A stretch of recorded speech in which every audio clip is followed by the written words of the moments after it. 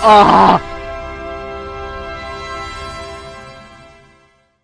Hey guys, what's going on? We're back at it again with Sword Art Online. Time to continue where we left off. The duel between Kirito and Heathcliff over our babe ASUNA. If Kirito loses this duel, he's going to have to join the Knights of the Blood Oath. Probably isn't going to end well. Last episode, we got to see Kirito reveal his secret skill that he's been hiding all of this time, his dual wielding skill. Seems like he's the only person in this game right now that is able to wield two swords. Kind of strange that in this game there's no magic, there's only swords, and everyone can either use a two-hander or a one-hander and a shield, but no one can dual wield except Kirito. This game is just what kind of an MMORPG is this? This is getting weirder and weirder with each discovery about how this MMORPG works. This is just so freaking stupid. You already cut out magic, and it seems like you've cut out ranged weapons as well. So everyone is just limited to only using melee weapons, and even then you're going to limit the ability. You're going to limit the accessibility of, you know, melee combat loadouts to just two-hander or one-hander and shield, or just a one-hander and nothing in the other hand. Didn't occur to you at all to, you know, put in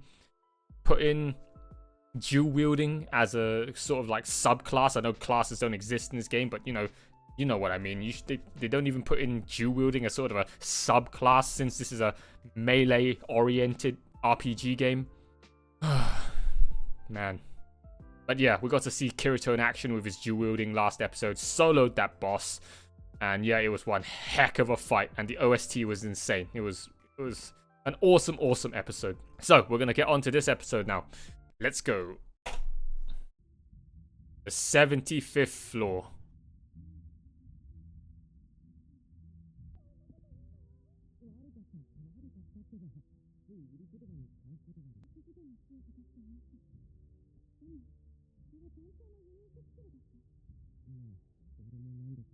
Oh, he's got a unique skill as well.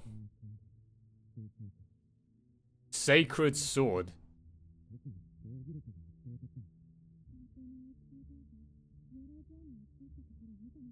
No one has seen the guy's bar drop to a yellow.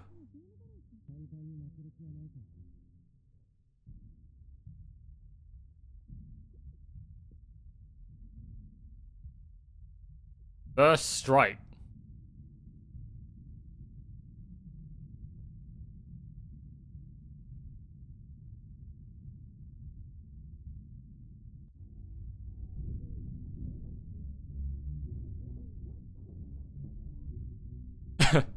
Man, the look on his face is like, is that the best you got? Oh, shield slam!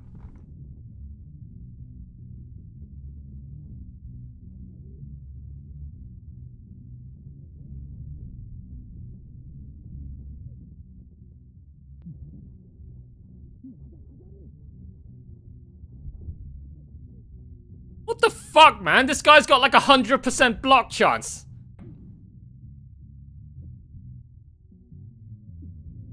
Doesn't that count as a strike? What's the first strike then in this duel? Oh, Oh, he got him! Hey, what?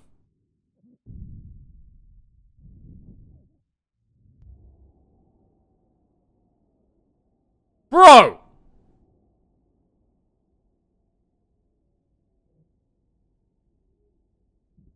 Oi, we got what? Oi, you fucking hacker, man! Oh, great! And now he has to wear the uniform.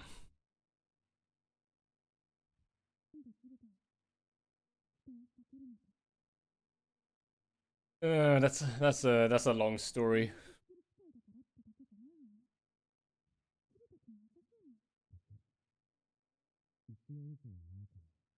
Oh.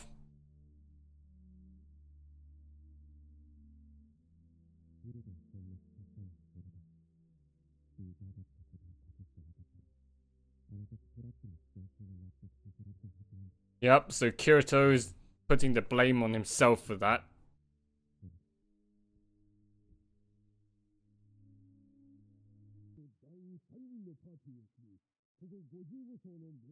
Training.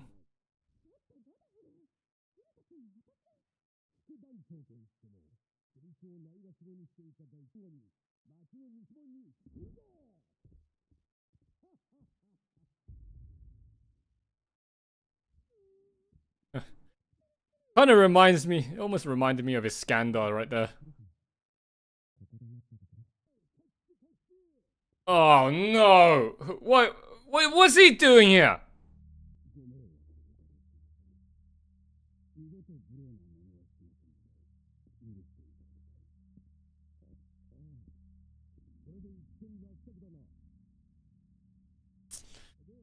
Oh, that guy looks sus. That guy looks sus.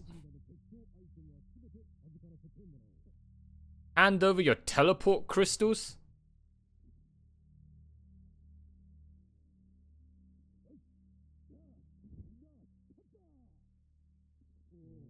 This is really, really fucking suspicious. Oh yeah, and let's go into a secluded canyon where no one will find us, huh? How much more obvious can you get?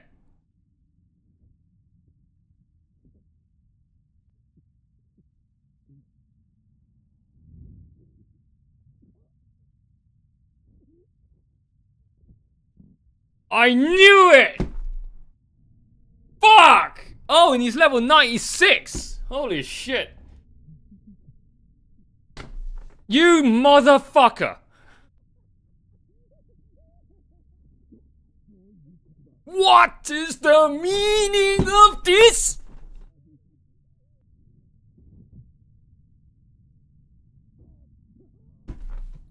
Oh! Are you...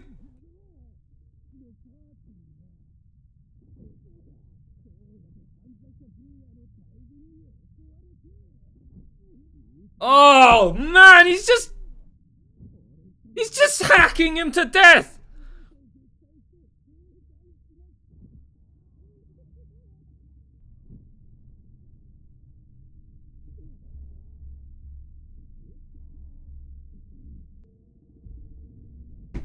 Oh! Oh, I can't. This is so sick. This is fucking sick to watch.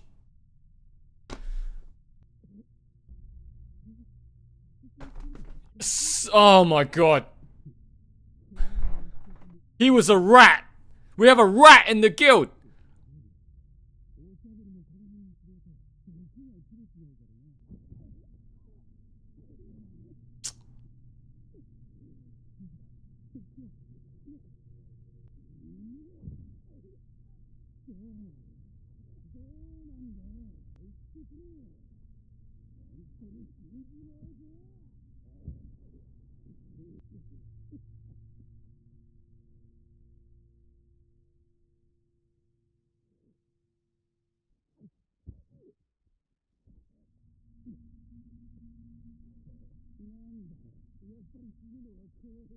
Dude, is the poison wearing off?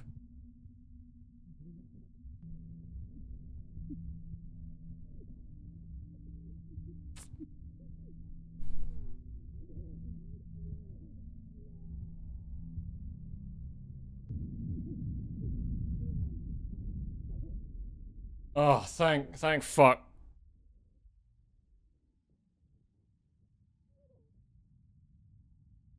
Oh, full restore potion.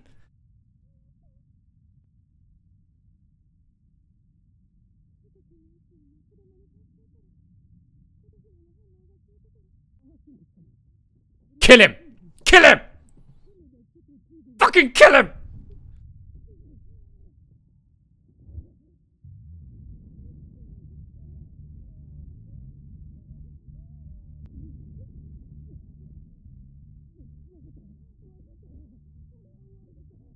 No, kill him.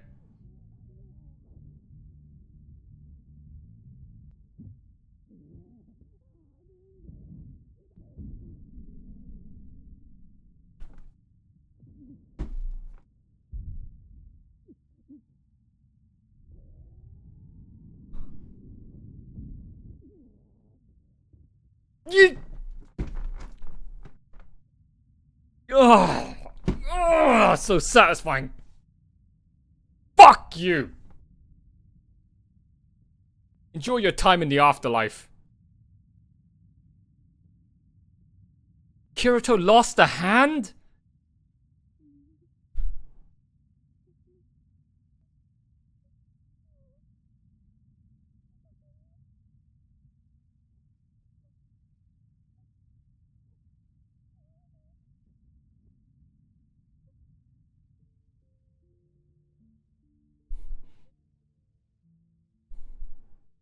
Oh. Oh, yes. Fucking first base. Confession time.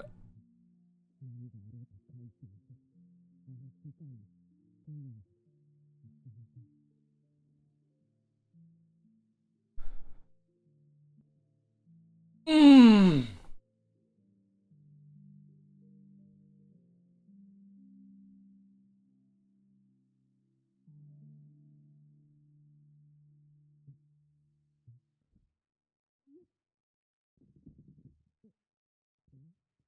Ow. No.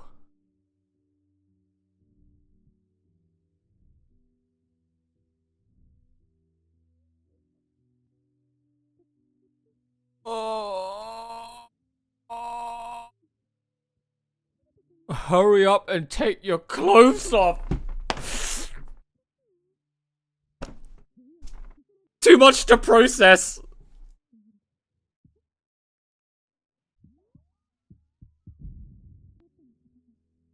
She naked?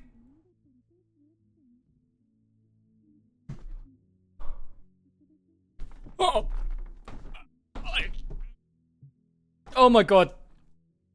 Oh my god. So they did do it? They did do the funky monkey?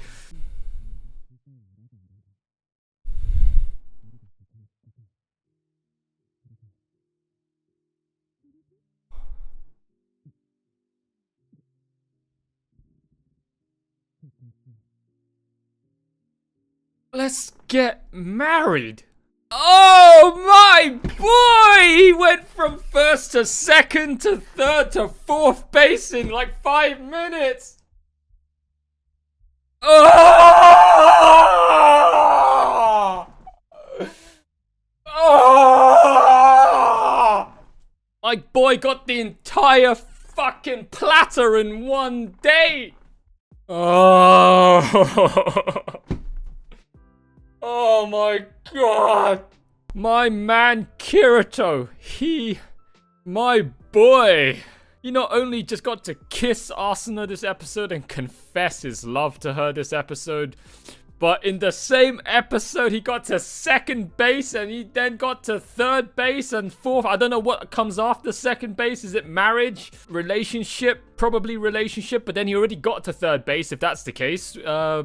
If they'd already declared their love for each other, want to be boyfriend and girlfriend in that canyon, and now they're getting married in the space of 5 minutes.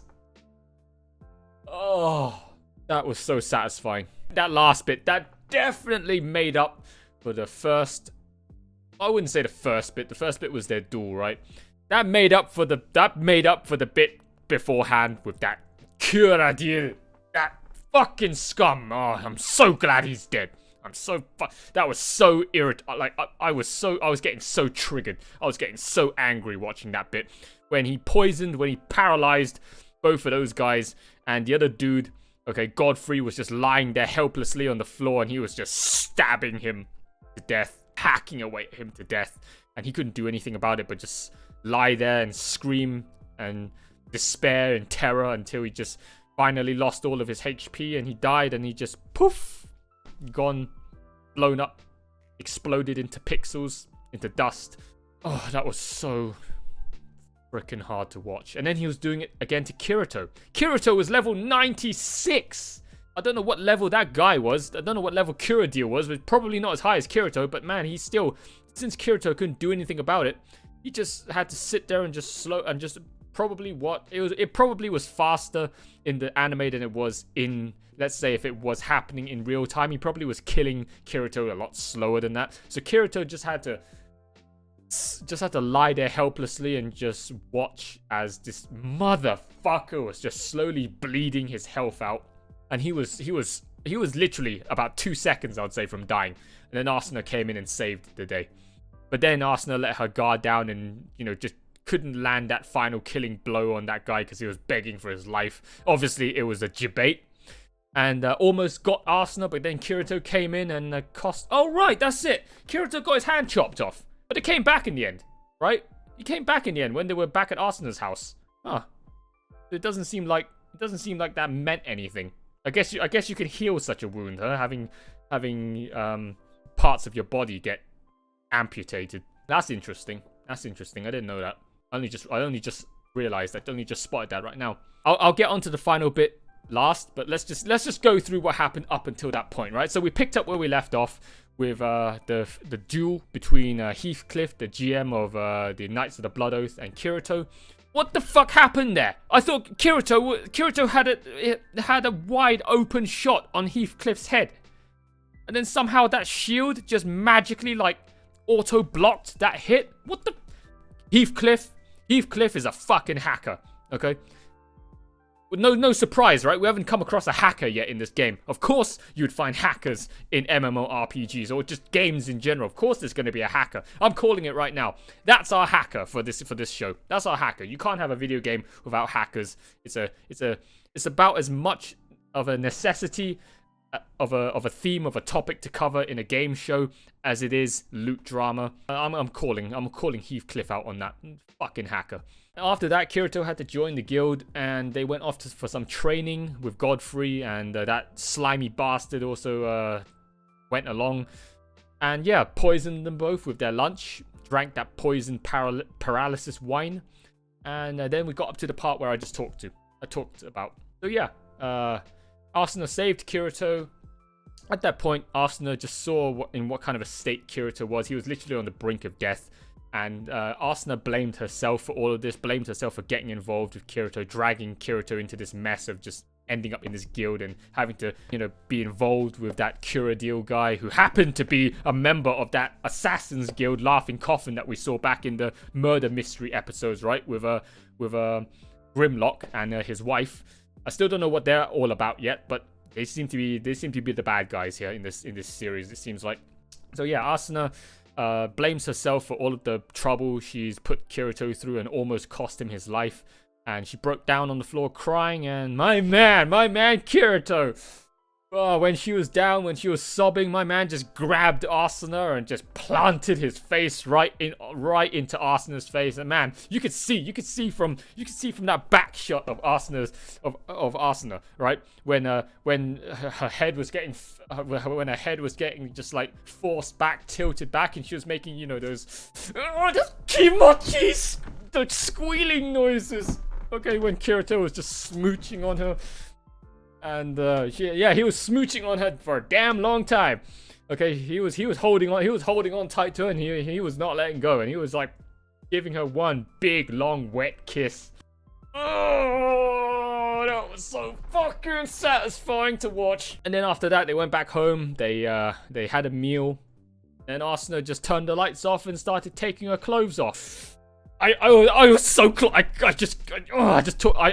that moment in time, there was too many things I wanted to do, too many things trying to be processed right there. Yeah, I just had to restrain myself, man. But oh man, when the lights turned off and Asuna just went over to the window, opened up her inventory and started unequipping all of her clothes, man. Oh, the moment you just saw her boots just come off, and you just see her fucking feet, and then all of a sudden the rest of her clothes just came off. She's just there in her underwear. I was like, inside, I was screaming. You could see my facial expression. And my facial expression, I was internally screaming. And then inside, what I was feeling was basically like, she's just taking off all of her clothes. I lost. That was what I was feeling inside. Guys. I was like, Kumas! Oh! So yeah, That was what I was holding back inside. That was what I was holding back inside during that scene. During that scene, I was internally just having an absolute fit. Just spurging out, having an absolute field day during that scene. And yeah, it seemed like Kirito pussied out at that particular moment in time, and Asuna just gave him the good old One Punch Man intro punch in the face. But after that, man, they were in Asuna's bedroom. I'm pretty sure Asuna was naked. I'm pretty sure Asuna was completely fucking naked at that point. So I'm pretty sure Kirito off screen did plow that ass. And then he proposed to her that they should get married. Absolute Chad. And then the episode ended on that. That whole last 5-minute segment was so satisfying. Oh man, I'm gonna be reminiscing about when Asuna just de-equipped those boots, man. Oh, it's just the sight of her fucking feet. Oh, toes. Oh. So yeah, that's all of my thoughts, guys, for this episode of Sword Art Online, episode 10. It was a roller coaster of emotions, and yeah, it was a juicy ending. Thank you all so much for watching, guys. I hope you've enjoyed my reaction. If you've liked what you've seen, if you want to see more and you want to be kept up to date with all of my activities here on YouTube, then be sure to hit that subscribe button down below, hit the notification bell icon so that you always be kept up to date with all of my latest posts and uploads here on YouTube. Leave a like, leave a comment, join the full extent of my Too Lazy for Life social network. All of the network links you need are in the video description down below. Join my Discord, okay guys? It's pretty empty in there right now. I need more people to fill it up. I need to start growing and building this community. So if you do have Discord, then please join my Discord server and just become part of the family, okay? I very much appreciate it. And yeah, if you really want to show your support, guys, consider signing up to my Patreon. Alright, so that's it from me for this episode, for this video. Thank you all so much for watching, and I'll see you all next time for episode 11. Catch you later!